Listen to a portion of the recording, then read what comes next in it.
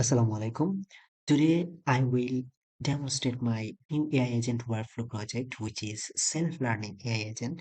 AI agent will collect the information from the Google Sheet. It is works like a memory, and based on the memory, AI agent try to give the answer to the user. First of all, whenever Telegram triggered, then switch to decide whether it is text or it is audio. If it is audio, then get the file and transcribe it and send it to the merged node. If it is text, then edit will handle it or collect the information and send it to the merge node. And the parallelly get information is worked because it is memory for the AI agent.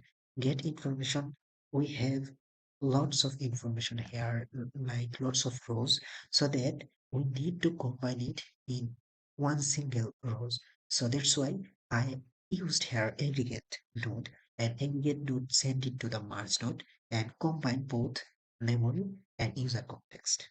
After that, AI agent will collect the information from the memory and try to give the answer to user. If AI agent learns something new from the user, then user will edit it to the Google Sheet. So now I will execute the workflow and say that give the summary of the user. What's you know? AI agent try to answer, and we have the answer here. Here, once I know you prefer football over cricket, you currently dislike cricket.